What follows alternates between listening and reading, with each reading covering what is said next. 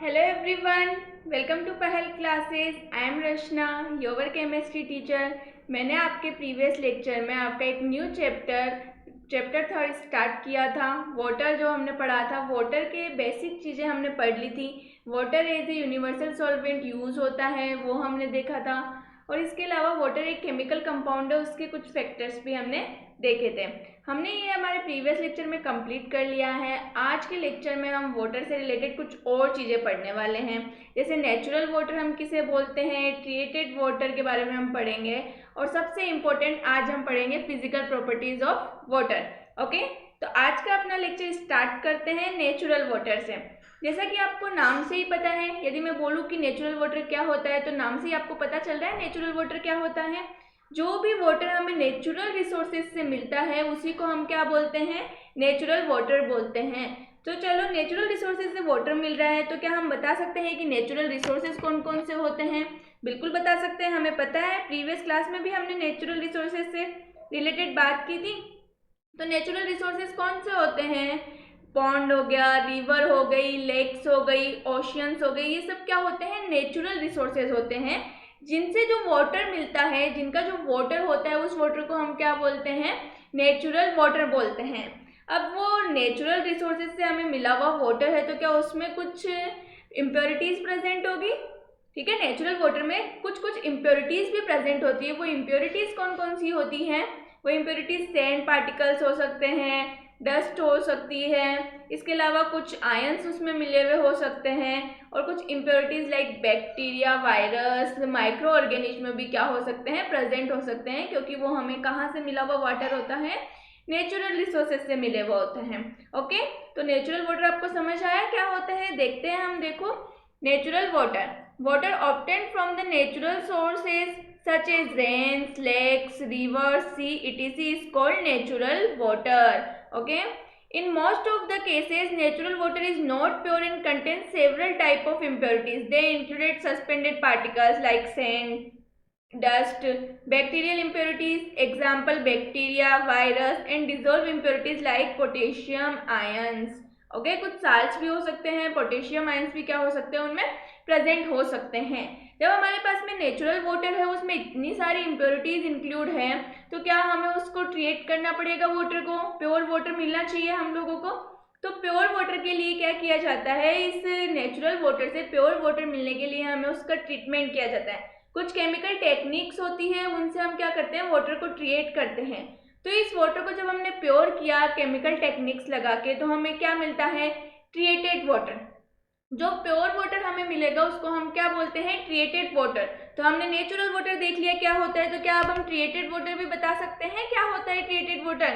ठीक है, natural water में जो इम्प्योरिटीज होती है उनको एप्रोप्रिएट टेक्निक से अलग करके जो वाटर हमें प्योर मिलता है उसको हम क्या बोलते हैं, ट्रीटेड वाटर, या प्योर वाटर हम उसे बोल सकते हैं। ओके, तो देखो, treated water, due to the impurities present, natural water should be purified by appropriate treatment techniques to make it free from suspended particles and pathogenic microorganism. Water thus obtained is called treated water. ऐसा water जिसको हम treat करके कुछ technique से लेते हैं, मिलता है जो नेचुरल वाटर से, उसको हम क्या बोलते हैं, ट्रीटेड वाटर बोलते हैं। ओके, तो ये ट्रीटमेंट होता है वो बहुत सी केमिकल टेक्निक से हो सकता है। कुछ इंपॉर्टेंट टेक्निक्स है जो मैंने यहाँ पे आपको डायग्राम में नजर आ रही होगी। ओके, इधर देखो, सेडिमेंटेशन, फिल्ट्रेशन एंड डिकिनेशन क्या होती है, कुछ टेक्निक्स होती है, केमिकल टेक्निक्स होती है, जिनसे हम क्या कर सकते हैं, वाटर की इम्प्योरिटीज को क्या कर सकते हैं, दूर कर सकते हैं। सेडिमेंटेशन में क्या होता है, जैसे आपको नजर आ रहा होगा, सेडिमेंटेशन में हम लोग क्या करते हैं, एक बीकर लिया, उसके अंदर वाटर लेते हैं, नेचुरल वाटर जिसमें इम्प्योरिटीज प्रेजेंट होती है, और उसको कुछ टाइम के लिए उसे एक जगह पे क्या कर देते हैं, रख के छोड़ देते हैं, उसे पड़ा रहने देते हैं। ठीक है, उसे छेड़ना नहीं होता है, कुछ भी हिलाना विलाना नहीं होता, उसे एक जगह फिट करके रख दिया जाता है। कुछ टाइम के लिए छोड़ने के बाद हमें पता चलता है, जब हम देखते हैं कुछ टाइम के बाद, कि जो पार्टिकल्स थे, जो सैंड पार्टिकल्स थे या डस्ट थी, वो क्या है, पूरी नीचे बेस होता है बीकर का, उस पर जाके बैठ चुकी है, और जो ऊपर का वाटर है वो क्या है, हो गया है प्योर वाटर हो गया, उसमें कोई इम्प्योरिटीज, डस्ट पार्टिकल्स वो सब नहीं है, ठीक है। तो उसको हम क्या बोल देते हैं, सेडिमेंटेशन बोल देते हैं। आपको यहाँ पे डायग्राम में नजर आ रहा होगा, एक बीकर में हमने पानी लिया था, जो सैंड पार्टिकल्स थे वो बीकर के बेस में बैठ गए हैं, ठीक है, बीकर के बेस में जाके इकट्ठे हो गए हैं और ये वाटर क्या हो गया है, अलग हो गया है, ओके। इसी तरह होती है डिकिनेशन। डिकिनेशन एक टेक्निक होती है जिसके अंदर क्या होता है, कोई भी वाटर है उसके अंदर कोई भी इम्प्योरिटीज मिले हुई है, ठीक है, तो उसको क्या करते हैं हम ऊपर से वाटर को, जो प्योर वाटर होता है उसको अलग करके किसी दूसरे बीकर में ले लेते हैं। जैसे आपको ये डायग्राम नजर आ रहा होगा, यहाँ पे नीचे प्रेसिपिटेट बन चुका है, ये इमिसेबल है, सॉल्युबल नहीं है इस वाटर के अंदर, तो वो ऑलरेडी प्रेसिपिटेट है, नीचे बैठ चुका है बेस के अंदर। अब क्या करोगे आप, क्लियर वाटर को क्या कर लोगे दूसरे बीकर के अंदर, या दूसरे आपके कोई भी आपके पास में कोई भी आपके पास में पड़ा है बीकर वगैरह या फिर कोई भी अदर चीज़ है, उसके अंदर आप उसको क्या कर लोगे, फिल्टर कर लोगे, अलग से निकाल लोगे। तो जो आपके पास में आया वो क्लीन वाटर हो जाएगा, और जो दूसरे बीकर में था वो क्या हो जाएंगे, इम्प्योरिटीज हम उनको बोल सकते हैं, ओके। फिल्ट्रेशन में जनरली क्या होता है, जो भी इम्प्योर वाटर होता है उसको हम क्या करते हैं, फिल्टर कर लेते हैं अलग से, तो इम्प्योरिटीज अलग फिल्टर हो जाती है और वाटर आपका क्या हो जाता है, अलग फिल्टर हो जाता है। तो इस तरीके से कुछ टेक्निक्स है जिन्हें हम क्या कर सकते हैं, जिनकी हेल्प से हम वाटर को क्या कर सकते हैं, क्रिएट कर सकते हैं, और उसे ही हम जो प्योर वाटर हमें मिलता है उन टेक्निक से उनको हम बोलते हैं ट्रीटेड वाटर, ओके। ये हमने देख लिया ट्रीटेड वाटर के बारे में। अब कुछ वाटर, आपने डिस्टिल्ड वाटर का नाम भी सुना होगा, ओके। तो ये डिस्टिल्ड वाटर क्या होता है, डिस्टिल्ड वाटर भी होता है, वो भी प्योर फॉर्म होती है वाटर की, एक वाटर की प्योर फॉर्म को हम क्या बोलते हैं, डिस्टिल्ड वाटर बोलते हैं। डिस्टिल्ड वाटर होता है वो लेबोरेटरीज में, ठीक है, साइंस लेबोरेटरीज होती है इसमें हम वर्क करते हैं, उनमें या फिर मेडिसिन में क्या होती है, यूज होता है वो डिस्टिल्ड वाटर। अब इस डिस्टिल्ड वाटर को हम कैसे बना सकते हैं, ओके। डिस्टिल्ड वाटर को कैसे बनाया जा सकता है उसको हमें देखना है। तो आपको डिस्टिल्ड, कोई भी अपन ने वाटर लिया, नेचुरल टैप वाटर कुछ भी लिया, अब उसमें इम्प्योरिटीज तो होती है, उसको आपने क्या किया, बॉईल करना स्टार्ट किया। जैसे ही वो वाटर था वो बॉईल हो गया है, ठीक है, वाटर को आपने बीकर में लिया, बॉईल करना स्टार्ट किया, वाटर को हीट किया तो वो बॉईल होना स्टार्ट हो गया। बॉईल होने के बाद में उसकी जो स्टीम्स होती है, ठीक है, वाटर वेपर बनेगी, स्टीम बनेगी। वाटर वेपर को क्या करते हैं, कंडेंस करके इकट्ठा करके जो वाटर बनाया जाता है उस वाटर को हम बोलते हैं डिस्टिल्ड वाटर। वो प्योर फॉर्म होती है क्योंकि जैसे ही आपने बॉईल किया जो इम्प्योरिटीज होती है वो अलग हो जाती है, और जो प्योर आपकी वेपर्स होती है वो अलग चली जाती है। फिर हम उनको कंडेंस करके उस वाटर को, जो वाटर हमें मिलता है उसे हम बोलते हैं डिस्टिल्ड वाटर। आपने इसको कंडेंस कर लिया तो ये जो वाटर आपको मिलेगा इसको आप क्या बोल दोगे, डिस्टिल्ड वाटर। और डिस्टिल्ड वाटर भी एक क्या होता है, वाटर की प्योर फॉर्म होती है। देखो, distilled water is very pure form of water and is obtained by converting water into steam followed by the condensation of steam, okay.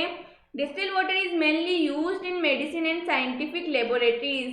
आप लोग यदि कभी अपनी स्कूल में लेबोरेटरी में गए हो तो कोई भी वाटर जब आप यूज़ करते हो किसी भी एक्सपेरिमेंट के लिए तो हम लोग डिस्टिल्ड वाटर का यूज़ करते हैं, जनरली टैप वाटर का यूज़ नहीं करते हैं। तो डिस्टिल्ड वाटर क्या होता है, प्योर फॉर्म होती है वाटर की, ओके। हमने नेचुरल वाटर और ट्रीटेड वाटर के बारे में पढ़ लिया है। ट्रीटेड वाटर के 3 मैंने आपको टेक्निक्स बताई है, थोड़ा बहुत आपको उनके बारे में ध्यान होना चाहिए, ओके। अब हम पढ़ेंगे फिजिकल प्रॉपर्टीज ऑफ वाटर। ये इंपॉर्टेंट टॉपिक है इस चैप्टर का, इसे हमें अच्छे से समझना है। यदि फिजिकल प्रॉपर्टीज ऑफ वाटर की बात आती है तो सबसे पहले क्या आना चाहिए, सबसे पहले आना चाहिए कि वाटर की अपीयरेंस कैसी है, कैसा दिखता है, टेस्ट कैसा है उसका, ठीक है, लिक्विड है या क्या है। तो हमें पता है वाटर लिक्विड फॉर्म में एग्जिस्ट करता है जनरली, हमने ये बात करी है प्रीवियस क्लास में। तो हम देखते हैं, देखो, pure water is transparent, colourless, odourless and tasteless liquid. Pure water होता है, ट्रांसपेरेंट होता है, सबको पता है जनरली कितना यूज होता है वाटर डेली लाइफ में, हम लोग देखते भी हैं। तो वाटर होता है वो ट्रांसपेरेंट होता है, कलरलेस होता है, ऑर्डरलेस होता है और टेस्टलेस भी होता है। कुछ वाटर में यदि कुछ प्लीजेंट सी आपको टेस्ट लगता है तो वो उसके अंदर जो डिजॉल्व गैसेस होती है उनकी वजह से आपको वो प्लीजेंट टेस्ट आता है। बाकी वाटर जो जनरली हम बात करते हैं तो वो टेस्टलेस लिक्विड होता है, ओके। तो वाटर की अपीयरेंस हमने देख ली। अब देखते हैं boiling and freezing point. Water का बॉइलिंग एंड फ्रीजिंग पॉइंट क्या होता है। Eight normal atmospheric pressure, normal atmospheric pressure होती है, नॉर्मल कंडीशन होती है प्रेशर एंड टेम्परेचर की, उस पर क्या करता है, वाटर का जो बॉइलिंग पॉइंट होता है, BP से रिप्रेजेंट कर रही हूँ, 100 डिग्री सेल्सियस होता है, ओके। और वाटर का जो फ्रीजिंग पॉइंट होता है वो क्या होता है, 0 डिग्री सेल्सियस। आपको ये बात ध्यान में रखनी है। और ये किस पे होता है, normal atmospheric pressure, eight normal atmospheric pressure, okay. तो प्रेशर यदि नॉर्मल कंडीशन में है तो आपका वाटर है उसका बॉइलिंग पॉइंट 100 डिग्री सेल्सियस है, 100 डिग्री सेल्सियस पर बॉईल कर जाता है, और फ्रीजिंग पॉइंट होता है 0 डिग्री सेल्सियस। अब आपको एक इंटरेस्टिंग बात ध्यान में रखनी है, मैंने बोला है एट नॉर्मल एटमॉस्फेरिक प्रेशर, मतलब नॉर्मल प्रेशर होना चाहिए। यदि आप किसी भी कंडीशन में प्रेशर को इंक्रीज करते हो, यदि आपने क्या किया है, प्रेशर को इंक्रीज किया है, तो फिर बॉइलिंग पॉइंट भी वाटर का क्या हो जाता है, इंक्रीज हो जाता है। ये बात भी ध्यान में रखनी है। प्रेशर आपने इंक्रीज किया तो वाटर का बॉइलिंग पॉइंट भी क्या हो जाता है, इंक्रीज हो जाता है। प्रेशर इंक्रीज, प्रेशर को इंक्रीज कर दो तो क्या हो जाएगा, boiling point of water also increase, water also increase, okay. जैसे ही आपने बॉइलिंग पॉइंट एटमॉस्फेरिक प्रेशर को इंक्रीज किया, जिस भी कंडीशन में आप वर्क करें उसके आसपास का प्रेशर यदि आपने इंक्रीज कर दिया तो आपका जो वाटर है उसका बॉइलिंग पॉइंट भी इंक्रीज हो जाता है। इसका हम एक इंटरेस्टिंग फैक्ट देख सकते हैं। आपको पता होगा कि घर में आपके खाना सबके बनता है किचन के अंदर, यदि किसी को आइडिया हो तो यदि हम नॉर्मल पैन में सब्जी बनाते हैं, कुकिंग पैन में, उसके बजाय यदि हम लोग कुकर के अंदर, प्रेशर कुकर के अंदर यदि हमारी सब्जी बनाते हैं, ठीक है, तो वो क्या जल्दी बन जाती है। आपको यदि आइडिया हो, नहीं आइडिया हो तो घर में अपनी मम्मी से पूछना सब लोग कि प्रेशर कुकर में सब्जी होती है वो जल्दी बन जाती है as compare to normal cooking pan, okay. ऐसा क्यों होता है, अभी जस्ट मैंने बोला कि प्रेशर जैसे ही इंक्रीज करोगे बॉइलिंग पॉइंट भी वाटर का क्या हो जाएगा, इंक्रीज हो जाएगा।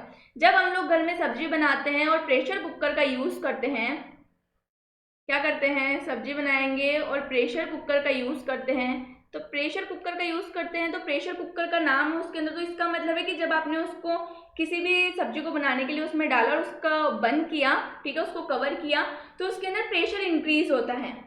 प्रेशर क्या होगा उस प्रेशर कुकर के अंदर, इंक्रीज हो जाता है नॉर्मल प्रेशर से, नॉर्मल कंडीशन से।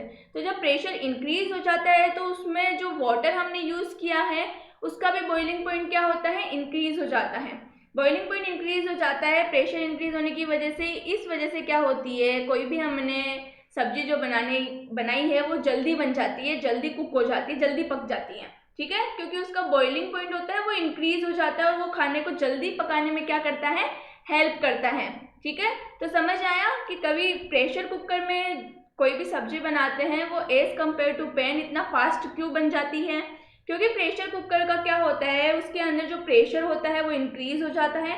जैसे ही प्रेशर इंक्रीज हुआ बॉइलिंग पॉइंट इंक्रीज स्टार्ट हो जाता है आपके वाटर का, और वाटर का बॉइलिंग पॉइंट इंक्रीज होने की वजह से वो क्या हेल्प करता है, आपकी जो भी फूड है जो उसमें बन रहा है उसको जल्दी पकाने में क्या करता है, मदद करता है, हेल्प करता है।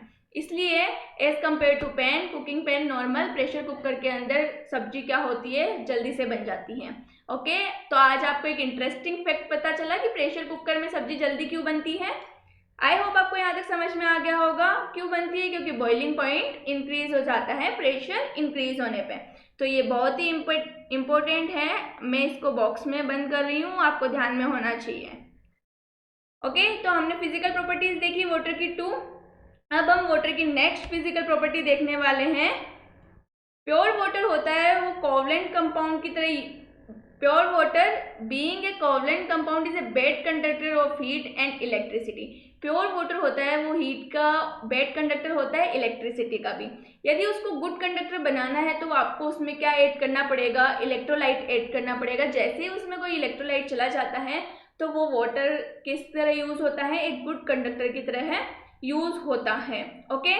अब एक इंटरेस्टिंग फैक्टर फिर से हम डिस्कस करने वाले हैं फिजिकल प्रॉपर्टी में वाटर का, डेंसिटी। फर्स्ट, वाटर की डेंसिटी होती है वो 4 डिग्री सेल्सियस पर मैक्सिमम होती है, एट 4 डिग्री सेल्सियस मैक्सिमम, आपको ये बात हमेशा ध्यान में रखनी है कि वाटर की डेंसिटी क्या होती है, 4 डिग्री सेल्सियस पर मैक्सिमम होती है, और वो कितनी होती है, 0.977 gram per centimetre cube. Okay, तो वाटर की डेंसिटी होती है 4 डिग्री सेल्सियस पर मैक्सिमम होती है 0.977 gram per centimetre cube. Okay, 4 degree Celsius से आप चाहे टेम्परेचर डिक्रीज कर दो या फिर 4 डिग्री सेल्सियस से चाहे टेम्परेचर जितना इंक्रीज करना है उतना इंक्रीज कर लो। वाटर की डेंसिटी में कोई वेरिएशन नहीं आता है। आप टेम्परेचर इंक्रीज करोगे तो भी वो इंक्रीज नहीं होगी, डिक्रीज करोगे तो भी डिक्रीज नहीं होगी, इंक्रीज नहीं होगी। वाटर की डेंसिटी यदि मैक्सिमम होती है तो वो 4 डिग्री सेल्सियस पर ही मैक्सिमम होती है। ओके, देखो density, water has a density of 0.977 gram per centimetre cube at 4 degree Celsius. At 4 degree Celsius water has maximum density, 4 degree Celsius पर मैक्सिमम होती है। टेम्परेचर डिक्रीज करोगे तो भी कोई फर्क नहीं पड़ेगा और टेम्परेचर इंक्रीज करोगे तो भी कोई फर्क नहीं पड़ेगा, वो दोनों पे ही कम हो जाती है, लेकिन 4 डिग्री सेल्सियस पर क्या रहती है, मैक्सिमम रहती है। ओके, तो वाटर की डेंसिटी यदि आपसे पूछे मैक्सिमम डेंसिटी कौन से टेम्परेचर पे होती है तो 4 डिग्री सेल्सियस पे होती है। ओके, आगे देखते हैं एक बहुत ही इंटरेस्टिंग फैक्टर फिर से हम पढ़ने वाले हैं, anomalous expansion of water. Okay, anomalous का मतलब होता है अनयूजुअल बिहेवियर शो करना। वाटर जनरली क्या करता है, एक अनयूजुअल फिजिकल प्रॉपर्टी शो करता है। इस अनयूजुअल फिजिकल प्रॉपर्टी शो करने का एक फ़ायदा होता है बहुत बड़ा, हम लोगों को नहीं होता है, लेकिन जो एनिमल्स किस में रहते हैं, वाटर के अंदर रहते हैं, उनको एक बहुत बड़ा फ़ायदा होता है। ओके, तो हम देखते हैं कि वाटर का एनॉमलस एक्सपेंशन होता क्या है। ठीक है, फर्स्ट तो आपको ये ध्यान में रखना है कि ये जो बड़ा सा वर्ड एनॉमलस एक्सपेंशन दे रखा है उसका मतलब है कि अनयूजुअल बिहेवियर शो करना। जनरली जो करता है उससे बिहेवियर शो वैसा नहीं करते हैं। ठीक है, तो क्या होता है, वाटर की एक फिजिकल प्रॉपर्टीज होती है जो अनयूजुअल बिहेवियर शो करती हैं। क्या करते हैं, जब एक बीकर में हमने वाटर लिया, ओके, अब मैंने इस वाटर को क्या किया, टेम्परेचर डिक्रीज करके इसको कूल करना स्टार्ट किया। मैंने क्या किया, कूल करना स्टार्ट किया टेम्परेचर डिक्रीज करके। ओके, तो मैं जब वाटर, एक बीकर में वाटर ले लिया, मैंने उसका टेम्परेचर डिक्रीज करना स्टार्ट किया, मतलब मैं क्या कर रही हूँ, वाटर को कूल कर रही हूँ। जब मैं वाटर को कूल करती हूँ तो क्या होता है, वाटर को जब हम कूल करते हैं तो जो पार्टिकल्स होते हैं वाटर के अंदर, या फिर बोल सकते हैं जो एटम्स प्रेजेंट है, वो क्या करते हैं, स्लो स्लो वाइब्रेट करते हैं और वाइब्रेट करके क्लोज आना शुरू करते हैं। जैसे ही वो क्लोज आते हैं, क्लोज आने पर जो वाटर की वॉल्यूम होती है वो कॉन्ट्रैक्ट हो जाती है। वाटर क्या करता है, कॉन्ट्रैक्ट हो जाता है वॉल्यूम के अंदर। आपको पता है यदि पार्टिकल दूर दूर रहते हैं तो वॉल्यूम इंक्रीज होता है, लाइक हम गैसेस फेज की बात करते हैं। लेकिन जैसे ही आप टेम्परेचर डिक्रीज करना स्टार्ट करोगे, क्या होगा, ये जो वाटर में जो पार्टिकल्स, जो एटम्स प्रेजेंट है, वो वाइब्रेट करना शुरू करेंगे, स्लोली स्लोली वाइब्रेट करेंगे टेम्परेचर डिक्रीज करने पे और पास आते जाएंगे। जैसे ही पास आएंगे वॉल्यूम क्या होगी वाटर की, कॉन्ट्रैक्ट हो जाएगी। लेकिन ये तब तक रहेगा, तब तक आप टेम्परेचर 4 डिग्री सेल्सियस तक डिक्रीज कर देते हो।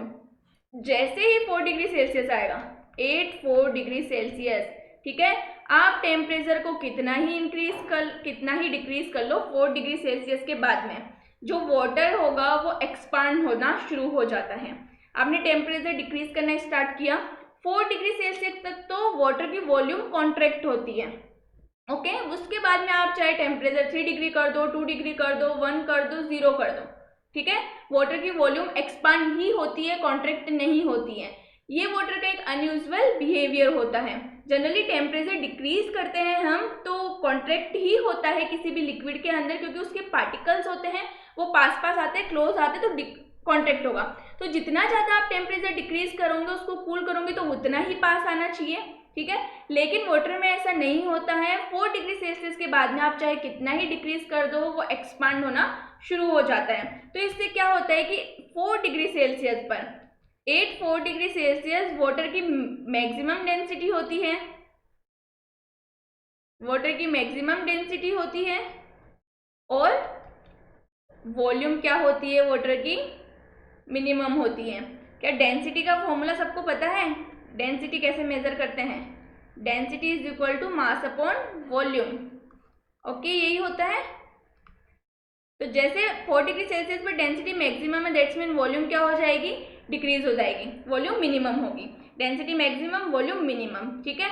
तो वाटर की डेंसिटी 4 डिग्री सेल्सियस पर इंक्रीज होती है और उसके बाद में वाटर क्या करता है, चाहे 0 डिग्री सेल्सियस आ जाए, फ्रीज हो जाए, लेकिन उसका जो कॉन्ट्रेक्शन होता है वो नहीं होता है, एक्सपांड होना शुरू हो जाता है। ओके, अब एक और चीज है आइस। आइस से रिलेटेड यदि हम बात करें, आइस, ओके, तो आइस की डेंसिटी वाटर से हमेशा कम होती है। आइस की डेंसिटी वाटर से कम होती है तो आइस को क्या करना चाहिए, वाटर पे फ्लोट करना चाहिए। आइस तैरती है वाटर पे।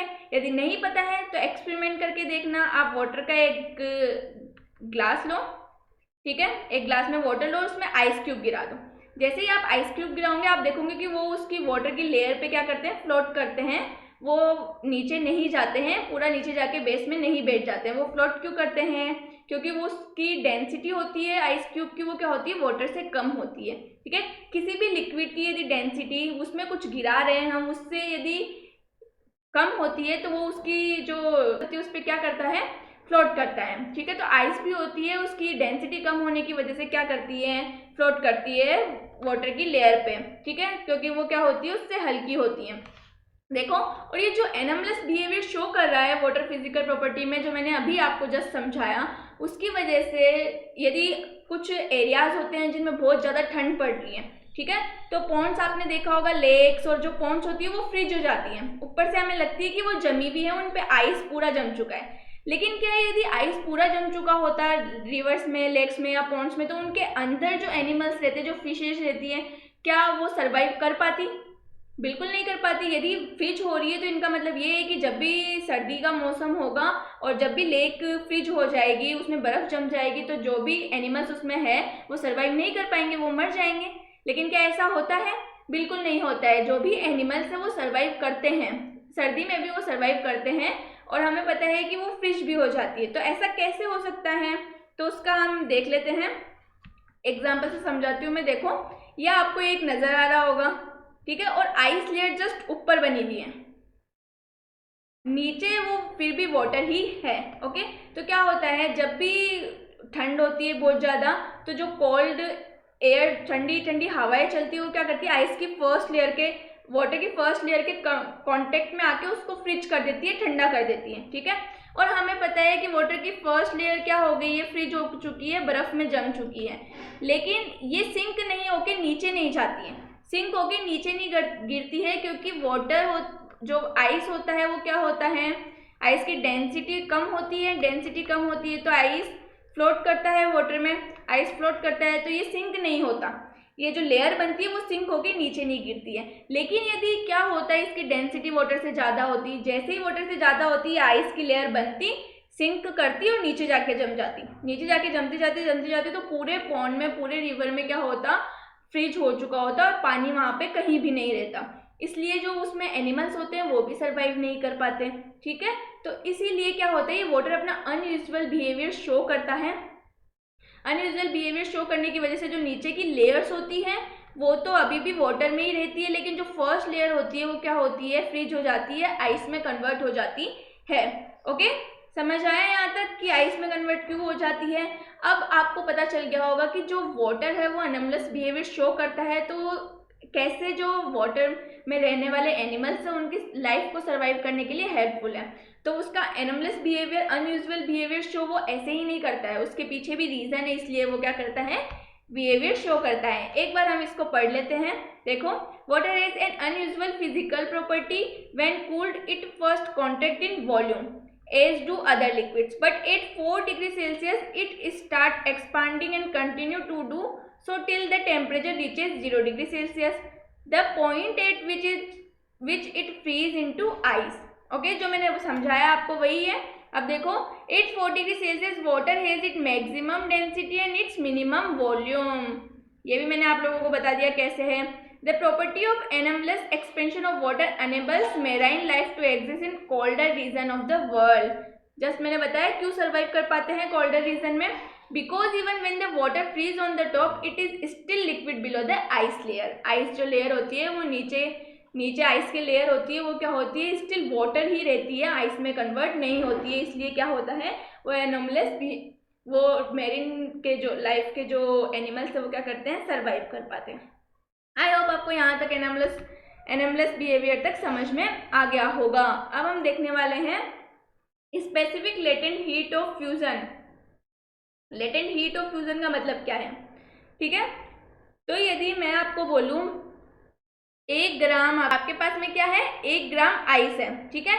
आपको उसको क्या करना है, वाटर के अंदर कन्वर्ट करना है। तो वाटर के अंदर कन्वर्ट करने के लिए जितना अमाउंट ऑफ हीट रिक्वायर्ड होती है, ओके, 1 ग्राम आइस को आपको वाटर में कन्वर्ट करने के लिए जितनी अमाउंट ऑफ हीट रिक्वायर्ड होती है, उस हीट को हम क्या बोलते हैं, लेटेंट हीट ऑफ फ्यूजन बोलते हैं, ठीक है। स्पेसिफिक लेटेंट हीट क्यों बोला जाता है, क्योंकि ये स्पेसिफिक 1 ग्राम आइस को क्या कर रही है, वाटर में कन्वर्ट करने के लिए जितना अमाउंट हमें नीड होता है उसको क्या बोलते हैं, specific latent heat of fusion. और ये टेम्परेचर भी स्पेसिफिक होता है 80 डिग्री सेल्सियस पे, ओके। देखो, specific latent heat of fusion, the amount of heat required to change 1 gram of ice into water 80 degree Celsius is called latent heat of fusion of ice. कितनी value होती है इसकी, कितनी heat की need होती है हमें, तो आइस की फ्यूजन होती है, वो होती है 336 जूल पर ग्राम और 80 कैलोरीज पर ग्राम, ओके। और सेम अमाउंट ऑफ हीट हमें एब्जॉर्ब करने की जरूरत होती है जब हम क्या करते हैं, वाटर को 1 ग्राम आइस में कन्वर्ट करते हैं, ठीक है। समझ आया, इतना समझ में आ गया। अब देखो, देखते हैं, the same amount of heat is absorbed when the ice melts to form water without any change of temperature. It is on account of this property that lakes and rivers do not freeze suddenly, और वो कभी suddenly freeze नहीं होते हैं। ये मैं आपको freeze का पहले भी समझा चुकी हूँ, लेकिन ये latent heat का भी एक रोल होता है, क्योंकि वो सेम टेम्परेचर पे होता है, हीट एब्जॉर्ब करने का, हीट रिलीज करने का, तो अचानक से क्या नहीं कर सकते हैं, फ्रीज नहीं कर सकते रिवर्स और lake, okay. Specific latent heat of fusion, fusion से आपको समझ में आ गया क्या होती है। अब हम देखने वाले हैं specific latent heat of vaporisation. Vaporisation का भी आपको पता है, 1 ग्राम वाटर को स्टीम में कन्वर्ट करने के लिए 100 डिग्री सेल्सियस पे 800 डिग्री सेल्सियस, तो 1 ग्राम वाटर को 100 डिग्री सेल्सियस पे स्टीम में कन्वर्ट करने के लिए जितना अमाउंट ऑफ हीट रिक्वायर्ड होती है उसको हम क्या बोलते हैं, specific latent heat of vaporisation. देखो, the amount of heat required to change 1 gram of water into steam 800 degree Celsius is called specific latent heat of vaporization. Specific latent heat of vaporization of water is 2260 joule per gram or 540 calorie per gram. The same amount heat is released when 1 gram of steam is condensed to water at 100 degree Celsius, vice versa. यदि 1 gram water को आप किसमें convert करोगे, steam में, तो same amount of heat release होती है, और जब आप स्टीम को फिर से कंडेंस करोगे 100 डिग्री सेल्सियस पर वाटर में, तो कितनी रिलीज होती है, सेम अमाउंट हीट रिलीज होती है, ओके। तो हमने specific latent heat of fusion पढ़ ली, उसके बाद में वेपराइजेशन भी पढ़ ली। अब हम पढ़ेंगे specific heat of capacity, okay. Capacity, specific heat capacity किसे बोलते हैं, कोई भी सब्सटेंस है, ठीक है, आपके पास में कोई डेफिनेट सब्सटेंस है, उसका अमाउंट आपको गिवन है, उस सब्सटेंस के टेम्परेचर को 1 डिग्री सेल्सियस इंक्रीज करने पे, ठीक है। फॉर एग्जांपल किसी का 25 डिग्री सेल्सियस है, उस सब्सटेंस का टेम्परेचर आपको 1 डिग्री सेल्सियस इंक्रीज करना है, that's mean 26 degree Celsius increase करने के लिए जितनी अमाउंट ऑफ हीट रिक्वायर्ड होती है उस हीट को हम बोलते हैं स्पेसिफिक हीट ऑफ कैपेसिटी, ठीक है। समझ आया, स्पेसिफिक हीट ऑफ कैपेसिटी क्या करते हैं, किसी भी अमाउंट की टेम्परेचर को उसके 1 डिग्री सेल्सियस से इंक्रीज करने के लिए जितनी भी हीट हमें चाहिए, रिक्वायर्ड होती है, उस हीट को हम क्या बोलते हैं, specific heat of heat capacity, okay. और वाटर की स्पेसिफिक हीट कैपेसिटी कितनी होती है, for water it is 4.77 joule पर ग्राम पर केल्विन, ओके। समझ आया यहाँ तक। और ये थोड़ी सी हाई होती है अदर सब्सटेंस से, देखो, which is quite high as compare to other substance. Due to high specific heat capacity of water it is used in cooling system, ठीक है। स्पेसिफिक हीट जो होती है इसकी कैपेसिटी वो हाई होने की वजह से ये एक कूलिंग सिस्टम की तरह क्या होता है, यूज होता है, मोटर कार रेडिएटर्स में किसकी तरह, कूलेंट की तरह है, ओके। समझ आया। तो स्पेसिफिक हीट कैपेसिटी क्या होती है, और वाटर की स्पेसिफिक हीट कैपेसिटी भी आपको पता होनी चाहिए। जनरली स्पेसिफिक हीट कैपेसिटी को हम कैसे डिफाइन करते हैं, किसी भी सब्सटेंस के टेम्परेचर को उसको 1 डिग्री सेल्सियस से इंक्रीज करने के लिए जितनी हीट की नीड होती है उसे क्या बोलते हैं, specific heat capacity, okay. I hope आपको यहाँ तक समझ आ गया होगा। अब हम देखते हैं कंडक्टिविटी। मैं पहले भी बता चुकी हूँ, प्योर वाटर होता है वो इलेक्ट्रिसिटी और हीट का बैड कंडक्टर होता है, लेकिन जैसे ही आप उसके अंदर डिजोल्व साल्ट मिला देते हो या फिर कोई इलेक्ट्रोलाइट मिला देते हो तो उसकी कंडक्टिविटी क्या होती है, इंक्रीज हो जाती है। डिजोल्व साल्ट हो सकता है, मैं बात कर लूँ NaCl मिला दो या फिर कोई भी एक इलेक्ट्रोलाइट मिला दो तो उसकी कंडक्टिविटी क्या हो जाती है, इंक्रीज हो जाती है। ओके, अब हम पढ़ने वाले हैं last and seventh property, solvent properties. मैं आपको ऑलरेडी बता चुकी हूँ water is a universal solvent. Water universal solvent है, वो ऑलमोस्ट सभी सब्सटेंस को क्या कर सकता है, डिसॉल्व कर सकता है। ऐसा क्यों होता है, हमने रीजंस भी पढ़े थे। एक रीजन तो मैंने आपको हाई डाई इलेक्ट्रिक कॉन्स्टेंट बताया था। ओके, उसके अलावा भी हमने कुछ रीजंस पढ़े थे। उसका पोलर सॉल्वेंट होता है, हाइड्रोजन बॉन्डिंग होती है। इन सभी रीजंस की वजह से वो किस तरह यूज होता है, एक यूनिवर्सल सॉल्वेंट की तरह यूज होता है। ओके, तो आज हम लोगों ने अपना कंप्लीट कर लिए वाटर की फिजिकल प्रॉपर्टीज। हमने 2 इंटरेस्टिंग फैक्ट्स भी देखे इसके अंदर। ओके, ये सब हमने देख लिया है। यहाँ तक किसी को भी कोई प्रॉब्लम हो तो प्लीज़ कमेंट बॉक्स में कमेंट करके पूछे, और तब तक अपना ख्याल रखिए, मेरे वीडियोस देखते रहिए। Thank you so much.